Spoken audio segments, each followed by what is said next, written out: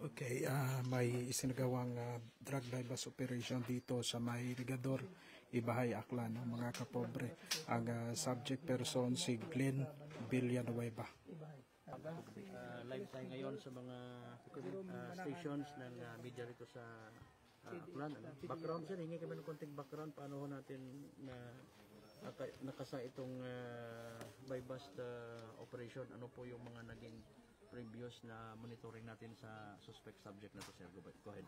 Yes sir, unang-una sa lahat sir, gusto kong bumati sa ating lahat ng magandang hapon.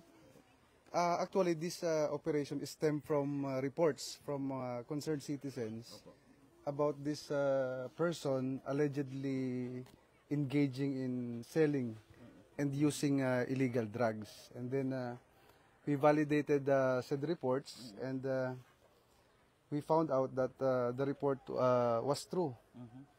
So, yun nga po, ikinasa po natin itong buy-bust operation na to against dito kay Glenn.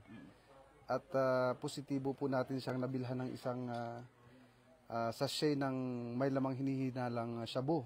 At sa pagpapatuloy po, sa pagdating ng DOJ representative natin kanina, at nagpatuloy yung body search, may nakuha pa rin tayong additional na 4 pa na sachet na nakalagay sa isang pouch, white na pouch, ano?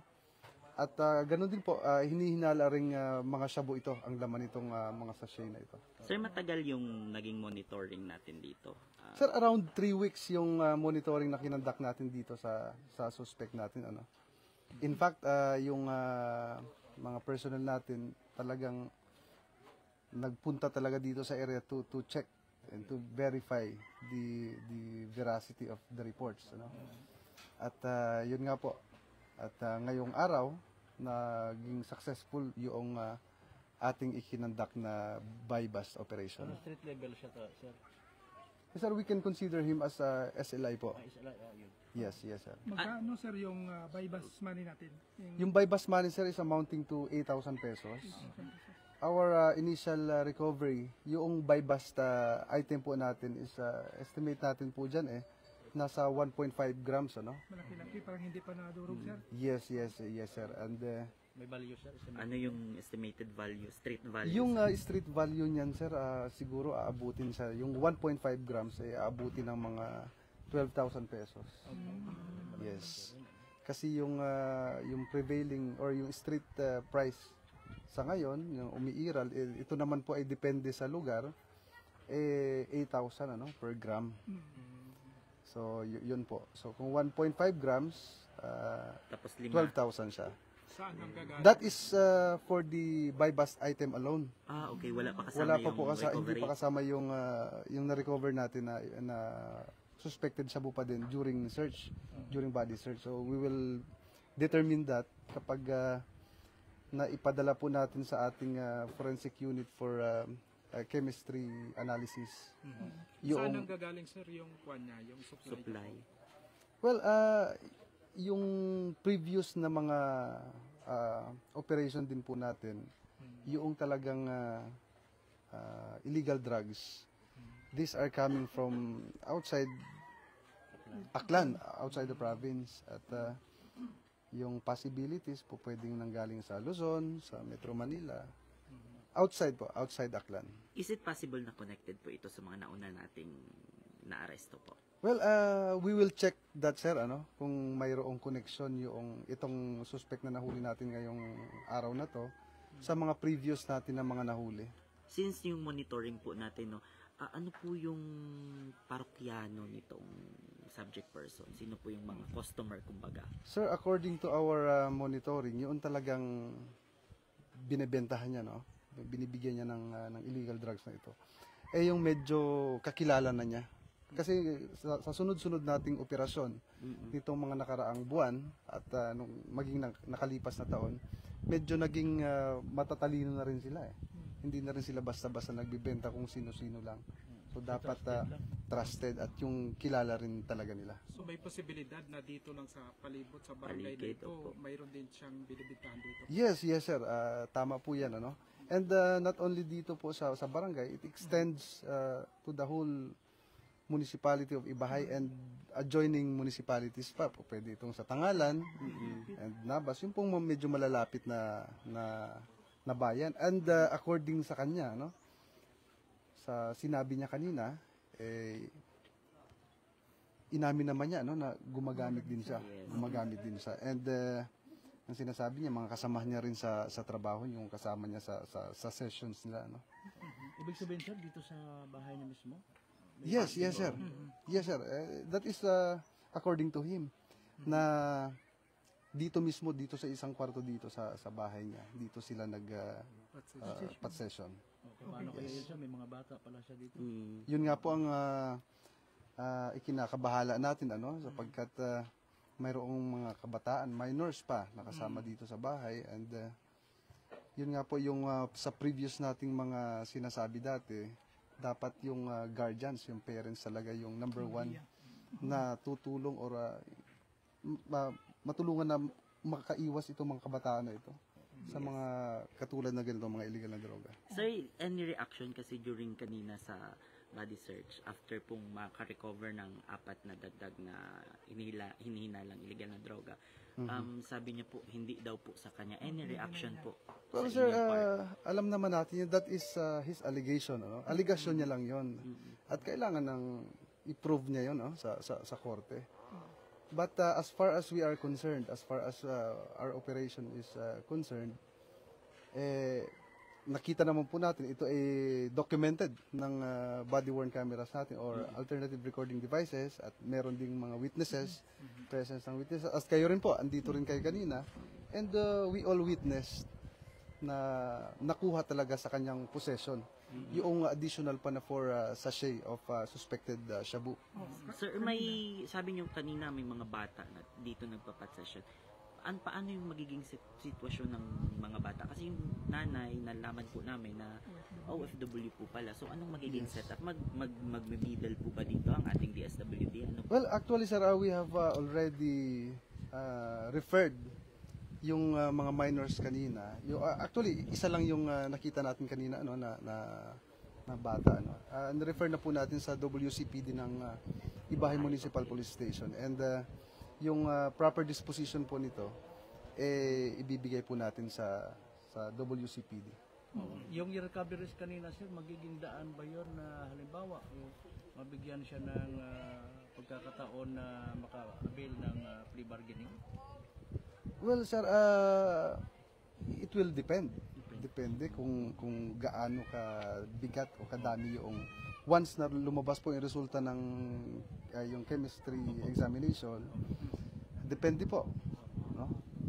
Depende po kung ano rin yung another pa section pag halimbawa kasi umami naman siya kanina dumatagal na daw pag na drug test ito siya pag nag-positive, another section din ng Yes, sir, for the use of illegal drugs. Ano po ito, sir? Bagong tawag po dito? Bagong monitor natin? Newly identified. Yes, sir. Newly identified po itong suspect natin and wala naman tayong report or record na previously na nag-surrender siya. Or parang halimbawa sa mga Oplantokhang po dati, wala po? Wala po, so far. Wala po. Okay, kanina sir yung pagdating nyo dito, kasi sabi niya natutulog siya walang resistance sir yung pag-aresto sa kanya kanina. Una. So far, sir, very smooth yung naging start. Until now, wala naman po tayong nakikitang problema sa pagsisimula ng ating operation. And that, we are thankful kasi cooperative rin naman siya. kahit dinideny niya, sir, ano? Oo, deny niya. May na-sense niyo naman na, sir, na willing naman siya magkipagtulungan if ever na kung kinakailangan para din naman sa kanya. Yes, sir. Yun naman po ang kailangan din, ano? Pag-cooperate na lang siya. Sige. Sir, once again, this is a joint operation ng Ibahay, PDEO. Yes, sir. This is a joint operation po ng ang ating Aklan Provincial Drug Enforcement Unit. Kasama po natin yung PIDEA Aklan Provincial Office at ang ating pong Ibahay Municipal Police Station. Sir, idagdag ko na lang po yung kasi busy po ang lahat ngayon. No? Malapit na po election. Ano po yung monitoring natin sa mga ganito sa illegal na droga dito sa probinsya po? Well, sir, before I answer the question, ano sir, yung the illegal drug environment in Aklan is, generally manageable, no? Hindi naman siya talagang napakalala. Although we have monitoring ng mga personalities na engaging in illegal drugs, but kayang-kaya po ng kapulisan yan, kasama po ang ating PIDEA, no?